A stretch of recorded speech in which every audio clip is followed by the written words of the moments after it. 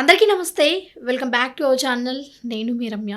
చాలామందికి అసలు ఏం చదవాలి, ఏం చదివితే ఏ ప్రొఫెషనల్లోకెళ్ళాలి, అలాగే ఆ ప్రొఫెషనల్‌లో కెరియర్ గ్రోత్ ఎలా ఉంటుంది అన్నది ఎగ్జాక్ట్‌లీ ఐడియా ఉండదు. అంటే చాలామంది ఇది తీసుకోవాలి, అది తీసుకోవాలి అని అనుకుంటారు కానీ, అది తీసుకుంటే ఫ్యూచర్ ఎలా ఉంటుంది అన్న దాని గురించి సో ఈ టాపిక్స్ అన్నింటినీ కవర్ చేస్తూ మనకు చాలా చక్కటి సమాచారాన్ని స్టూడెంట్స్ మెథడ్లో పెట్టడానికి ఈరోజు మనతో పాటు కంపెనీ సెక్రటరీ సుధీంద్ర గారు ఉన్నారు. ఒకసారి సార్తో మాట్లాడి మనకు కావాల్సిన విషయాలన్నీ లాగే ప్రయత్నించేద్దాం. సో ముందుగా నమస్కారం అండి. నమస్తే. ఎలా ఉన్నారు?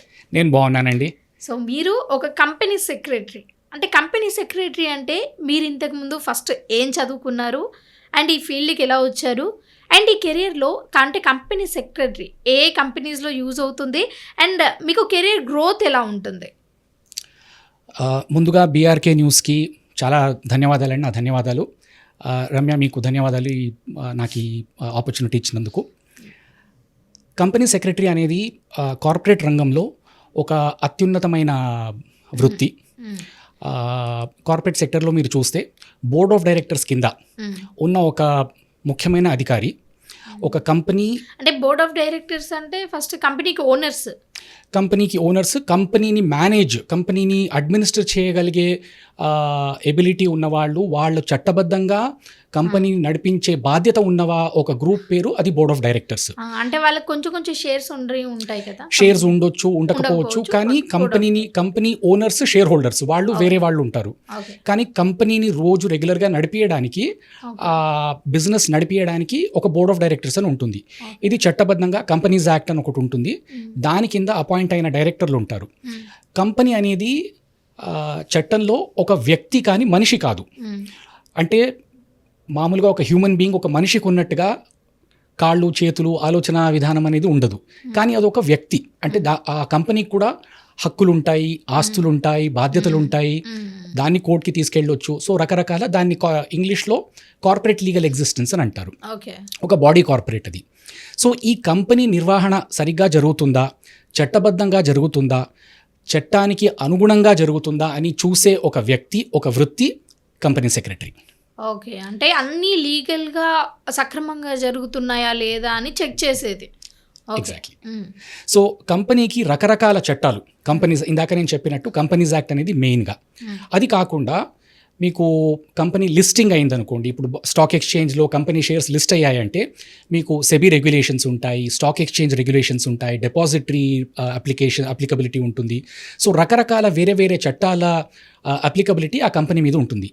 ఇవన్నిటికీ సక్రమంగా కంపెనీ బిజినెస్ చేస్తుందా, దీనికి అనుగుణంగా బిజినెస్ చేస్తుందా అని చూసే ఒక బాధ్యత కంపెనీ సెక్రటరీ మీద ఉంటుంది. అంటే ఈ లెక్కన చూసుకుంటే ఒక కంపెనీ సెక్రటరీకి అన్ని విధాలుగా తెలిసి ఉండాలి.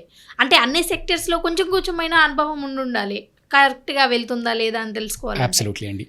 మామూలుగా కంపెనీ సెక్రటరీ కోర్స్ జాయిన్ అయిన కొత్తలో హ్యూమరస్గా అంటూ ఉంటారు, కంపెనీ సెక్రటరీ కోర్స్లో ఎన్నో లాస్ గురించి మనం చదువుకుంటూ ఉంటాము, మన ఇన్లాస్ తప్ప అన్నీ మనకు అర్థమైపోతాయి దీంట్లో అన్నట్టుగా. సో కంపెనీకి అప్లై అయ్యే రకరకాల చట్టాలు ఏవైతే ఉంటాయో దానికి అనుగుణంగా కంపెనీ బాధ్యతలు నిర్వహిస్తుందా. అదే కాకుండా మీకు కంపెనీలో ఇన్వెస్ట్ చేసిన వాళ్ళు, షేర్ హోల్డర్స్, వాటాదారులు ఉంటారు, పెట్టుబడి పెట్టిన వాళ్ళు ఉంటారు. వీళ్ళందరికీ కొన్ని హక్కులు, బాధ్యతలు ఉంటాయి. అవన్నిటికీ అంటే వాళ్ళ ఇంట్రెస్ట్ పే చేయడం కానీ, డివిడెండ్ పే చేయడం కానీ, ఇవన్నిటినీ కంపెనీ సక్రమంగా చూసుకుంటుందా అని చెక్ చేసి దానికి సక్రమంగా బిజినెస్ నడుపుతుందా అని చూసే ఒక వ్యక్తి, ఒక వృత్తి కంపెనీ సెక్రటరీ. అంటే మొత్తంగా చూసుకున్నట్టయితే ఓన్లీ లీగల్ తరపున చూసుకుంటారా మీరు? లీగల్, కార్పొరేట్ గవర్నెన్స్ అని ఒక కాన్సెప్ట్ ఉంటుంది. ఒక కంపెనీ ఆ చౌకట్ ఏదైతే ఉంటుందో, గవర్నెన్స్ ఫ్రేమ్వర్క్ ఏదైతే ఉంటుందో దాని లోపల కరెక్ట్గా ఆ కంపెనీ పర్ఫామ్ చేస్తుందా, దానికి అనుగుణంగా బిజినెస్ చేస్తుందా అని చూసే ఒక వ్యక్తి కంపెనీ సెక్రటరీ. సూపర్. నేను చిన్నప్పుడు కాలేజ్లో ఉన్నప్పుడు పేపర్లో చదివి అక్కడిక్కడ టీచర్స్ దగ్గర నేర్చుకుని కంపెనీ సెక్రటరీషిప్ అని ఒక కోర్స్ ఉందని నాకు తెలిసింది. మీకు కామర్స్ బ్యాక్గ్రౌండ్తో ఉన్న కోర్సులు జనరల్గా తెలిసి ఉంటుంది, chartered accountancy, cost accounting, company secretary, 3 కోర్సులు ఉంటాయి. ఇవి మోర్ ఆర్ లెస్ సిమిలర్గా ఉంటాయి. ఇంజనీరింగ్లో మీకు ఉదాహరణ చెప్పాలంటే మెకానికల్, సివిల్, ఎలక్ట్రికల్, ఇప్పుడు ఆర్టిఫిషియల్ ఇంటెలిజెన్స్, ఎలాంటి ఇంజనీరింగ్ చేసినా కూడా మీకు ఫస్ట్ 1 or 2 సెమిస్టర్స్లో సబ్జెక్ట్స్ చాలా మటుకు కామన్గా ఉంటాయి. అంటే బేసిక్ మ్యాథ్స్, ఫిజిక్స్, డ్రాయింగ్స్ ఇవన్నీ మీకు కామన్గా ఉంటాయి. ఇన్ఫ్యాక్ట్ ఇంజనీరింగ్లో అయితే మీకు కొన్ని పేపర్స్ కూడా సిలబస్ పేపర్స్ కూడా కామన్గా ఉంటాయి. ఈ 3 కోర్సులో కామర్స్ బ్యాక్గ్రౌండ్లో ఉన్న company secretary, chartered accountancy, cost accountancy కోర్సెస్లో చూస్తే మీకు ఒక 20-30% దాకా దాదాపు మీకు సిలబస్ కంటెంట్ సేమ్గా ఉంటుంది. పేపర్స్, ఎగ్జామినేషన్స్ డిఫరెంట్గా ఉంటాయి, కానీ basic accounting, management, corporate law, even auditing ఇవన్నీ కామన్గా ఉంటాయి. ఒక లెవెల్ తర్వాత ఎలా అయితే ఇంజనీరింగ్లో మీకు 1-2 సెమిస్టర్ల తర్వాత స్పెషలైజేషన్, ఫోకస్ ఏర్పడుతుందో అదే రకంగా మీకు ఈ కోర్సులలో కూడా company secretary, chartered accountant, cost accountant వేరే వేరే ఫోకస్ ఏరియాస్కి వాళ్ళు స్పెషలైజేషన్ వస్తుంది. అంటే ఈ చార్టర్డ్ అకౌంట్ అంటే 10th తర్వాత నుంచి పిల్లలందరూ భయపడుతూ ఉంటారు, దాంట్లో మ్యాథ్స్ ఉంటుందేమో అని. అంటే ఈజ్ దట్ డిఫికల్ట్, ఈజీ అనేది చాలా సబ్జెక్టివ్ అండి. మన అనుభవాన్ని బట్టి, మన ప్రయత్నాన్ని బట్టి, మనం ఎంత ఎఫర్ట్స్ని బట్టి అది ఉంటుంది. కాకపోతే మీకు 3 కోర్సెస్లో, ఈ కామర్స్ బ్యాక్గ్రౌండ్లో ఉన్న 3 కోర్సెస్ మీకు ఇప్పుడు ఎడ్యుకేషన్ పాలసీస్ అవన్నీ సెట్ అయ్యేసరికి 10th తర్వాతే ప్లాన్ చేసుకుని సక్రమంగా దాన్ని విజువలైజ్ చేసుకుంటూ వెళ్తే అన్నీ ఫస్ట్ అటెంప్ట్లో క్లియర్ చేయడానికి అవకాశం ఉంటుంది. కాకపోతే హార్డ్ వర్క్ అనేది, ఇది ఏ కోర్సులో అయినా ఎక్కడైనా ఇంపార్టెంటే. కృషి, హార్డ్ వర్క్ అనేది కంపల్సరీగా, తప్పనిసరిగా దీంట్లో ఉండాల్సిందండి. హార్డ్ వర్క్తో ఖచ్చితంగా దీన్ని అచీవ్ చేయడానికి అవుతుంది.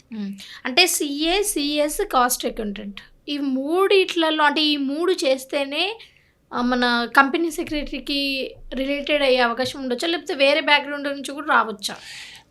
మామూలుగా కామర్స్ బ్యాక్గ్రౌండ్ ఉంటే కొద్దిగా అవగాహన ఉంటుంది, కొద్దిగా వాళ్ళకి అండర్స్టాండింగ్ ఉంటుంది, కాబట్టి ఈజీగా ముందుకెళ్ళొచ్చేమో. కానీ కామర్స్ బ్యాక్గ్రౌండ్ లేకపోయినా ఆర్ట్స్, సైన్స్, మ్యాథమెటిక్స్ వేరే బ్యాక్గ్రౌండ్తో ఉన్నా కూడా ఖచ్చితంగా కామర్స్ ఫీల్డ్కి ఎంటర్ అయ్యి వాళ్ళు సిఏ కానీ, సిఎస్ కానీ, కాస్ట్ అకౌంటింగ్ కానీ చేయడానికి ఖచ్చితంగా వాళ్ళకి అవకాశం ఉంటుంది. ఇన్ఫ్యాక్ట్ ఇంకో రకంగా చెప్పాలంటే వాళ్ళకి నాకు ఈ సబ్జెక్ట్ సరిగ్గా తెలీదు అన్న ఒక భయం ఉంటుందేమో, కాబట్టి వాళ్ళు దాని మీద ఎక్కువ అవగాహన చూపించి, ఎక్కువ ఫోకస్, కాన్సన్ట్రేట్ చేసి వాళ్ళు ఇంకా ఎక్కువ మార్కులతో ఇంకా మంచిగా సాధన చేసే అవకాశం ఉంటుంది. సో బ్యాక్గ్రౌండ్తో దీనికి సంబంధం లేదు. సో చార్టర్డ్ అకౌంట్ అంటే ఫ్యూచర్లో వాళ్ళు ఏమేం చేసే అవకాశం ఉండొచ్చు? అంటే లైక్ ప్రొఫెషనల్స్ వైజ్గా చూసుకుంటే ఏ ప్రొఫెషనల్లో వాళ్ళు ఫిట్ అవుతారు? హిస్టారికల్గా మీకు చూస్తే లెక్కలు, తనిఖీ, ఆడిట్ ఇవన్నీ చేసే ఒక ప్రొఫెషన్, ఇది ఒక వృత్తి చార్టర్డ్ అకౌంటెన్సీది. ఇప్పుడు మీకు టెక్నాలజీ, మల్టీనేషనల్ కంపెనీస్ ఇవన్నీ వచ్చేసరికి అన్ని కోర్సెస్వి, అన్ని ప్రొఫెషన్స్, అన్ని వృత్తుల స్కోప్ కూడా చాలా మారిపోయింది మీకు. ఇప్పుడు నిజంగా చెప్పాలంటే ఇది ఒక ఊత పదంలాగా అయిపోయింది, కానీ స్కై ఈజ్ ద లిమిట్. మన కృషి, మన ఇంట్రెస్ట్, మన అప్లికేషన్ బట్టి మనకు అసలు లిమిట్ అనేది ఉండదు. ఎక్కడి దాకైనా మనం అచీవ్ చేయడానికి ఉంటుంది, అవకాశం అయితే ఉంటుంది.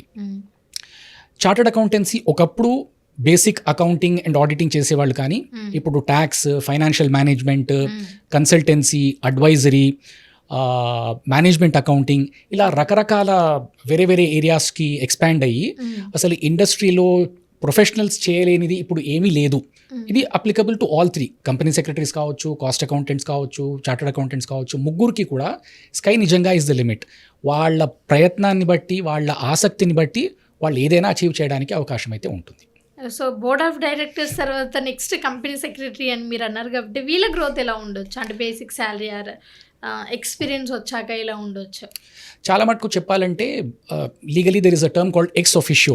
అంటే ఒక పొజిషన్ని బట్టి అక్కడ మెంబర్షిప్ వచ్చేటట్టు, ఇప్పుడు Rajya Sabha vice president of the country Rajya Sabha chairman అవుతారు.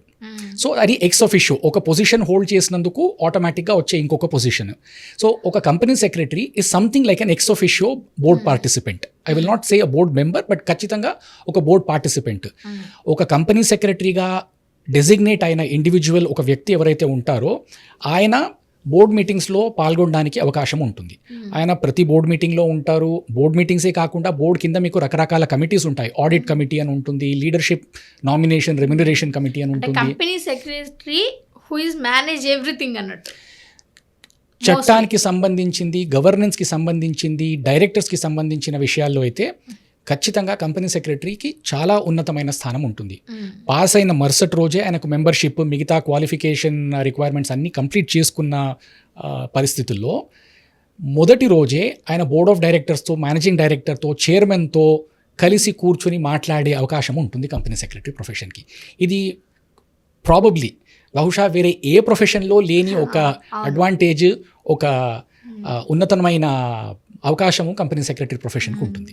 డైరెక్ట్గా ఒక కంపెనీ సీఈఓతో కానీ వీళ్ళందరితో మాట్లాడే అవకాశం, ఎందుకంటే next you are the leading person అన్నట్టుగా. ఎగ్జాక్ట్లీ. సో నెక్స్ట్ బట్ ఈ స్టడీస్ ఏవైతే కంప్లీట్ అయ్యాక ఇలాంటి ఒక మంచి బెటర్ ఆపర్చునిటీ కోసం ఏం చేయాలి? అంటే ఇలాంటి కార్పొరేట్ సంస్థలు వచ్చి హైర్ చేసుకుంటాయా, లేకపోతే హౌ వి నీడ్ టు ఏమంటారు, ఎలా అప్రోచ్ అవ్వాలి అసలు? ఏ కోర్స్ అయినా పాస్ అవ్వడం అనేది అది ఒక అక్రెడిటేషన్ ఆర్ ఒక సర్టిఫికేషన్. చాలా అంటే ఈ రోజులలో చూసుకున్నట్లయితే ఈ అక్రెడిటేషన్ దేనికి వర్క్ అవ్వట్లేదు. ఎగ్జాక్ట్లీ. నేను చెప్పబోయేది కూడా అదే ఇందాక. ఒక ఇన్స్టిట్యూట్, ఒక ఎగ్జామ్, ఒక కోర్సు మనము ఫలానా ఎగ్జామ్లు పాస్ అయ్యాము అని ఒక సర్టిఫికేట్ ఇస్తుంది. కానీ మనకు ఉన్న అవగాహన ఏంటి, మనకున్న ఇంట్రెస్ట్ ఏంటి, మనము ఎంత దాకా వెళ్ళగలుగుతాము అన్నది మనం ఆలోచించాలి. అది మనల్ని ఒక లెవెల్ దాకా తీసుకెళ్తుంది, కానీ దాని తర్వాత మనం ఎలా ప్రోగ్రెస్ అవుతాము, మనము ఎలా మన నాలెడ్జ్ని అప్డేట్ చేసుకుంటూ ఉంటాము, ఎలా ఇంప్రూవ్ చేసుకుంటూ ఉంటాము అనేది అది మన చేతుల్లో ఉంది. ప్రొఫెషనల్ కోర్స్ పాస్ అయినంత మాత్రాన ఆటోమేటిక్గా నాకు అన్నీ వచ్చేస్తాయి అని అయితే ఉండదు. మనం చేసే ఎఫర్ట్ అనేది ఖచ్చితంగా ఉండాలి. స్వామి వివేకానంద అన్నట్టు assimilation of knowledge is the essence of life. అంటే మనము కేవలం ఒక ఎగ్జామ్ పాస్ అవ్వడము అనే ఉద్దేశంతో కాకుండా నాలెడ్జ్, నిజమైన జ్ఞానం మనం సంపాదన చేయాలి అన్న ఒక ఉద్దేశంతో చదివితే ఎగ్జామ్ మనం ఎటు పాస్ అవుతాము, కానీ అది ప్రాక్టికల్గా రేపు మనకు రియల్ లైఫ్ సిచ్యువేషన్లో మనం అప్లై చేయగలిగే ఒక ఎబిలిటీ కూడా మనము దాంతో నేర్చుకుంటాము. అలా మనము చదివేటప్పుడే ఆ ఇంట్రెస్ట్తో, ఆ అప్లికేషన్తో మనం చదివి ఉంటే లైఫ్లో, రియల్ లైఫ్ సిచ్యువేషన్లో మనం ఏం ఫేస్ చేసినా కూడా మనకు దానివల్ల ఏం ఇబ్బందులు రాకుండా మనం ప్రోగ్రెస్ అవుతూ ఉండొచ్చు, మనం గ్రో అవుతూ ఉండొచ్చు. అంటే జనరల్గానే ఒక జాబ్ కోసం ఎలా అప్రోచ్ అవ్వాలి? ఒక సీఏ కానీ, సిఎస్టీ కానీ, లేకపోతే కాస్ట్ అకౌంటెంట్ స్టూడెంట్ ఎలా అప్రోచ్ అవ్వాలి? మీకు దానికి రకరకాల మార్గాలు ఉన్నాయి. ఒకటి న్యూస్ పేపర్, ఈ వెబ్సైట్స్, జాబ్ రిలేటెడ్ వెబ్సైట్స్లో అడ్వర్టైజ్మెంట్స్ వస్తూ ఉంటాయి. Institutes, respective institutes campus placements వాళ్ళు అవి పెడుతూ ఉంటారు. Plus through word of mouth, ఈ వేరే వేరే సోషల్ మీడియా కాంటాక్ట్స్ ద్వారా, ఫ్రెండ్షిప్స్ ద్వారా రకరకాల రిక్వైర్మెంట్స్ అలా కలిసి వస్తూ ఉంటాయి. సో దాని ద్వారా తెలుస్తూ ఉంటుందండి. ఇప్పుడు ఈ ఉన్న సిచ్యువేషన్లో అయితే కాంటాక్ట్స్ వల్లే చాలా మటుకు విషయాలు మీకు కవర్ అవుతూ ఉంటాయి.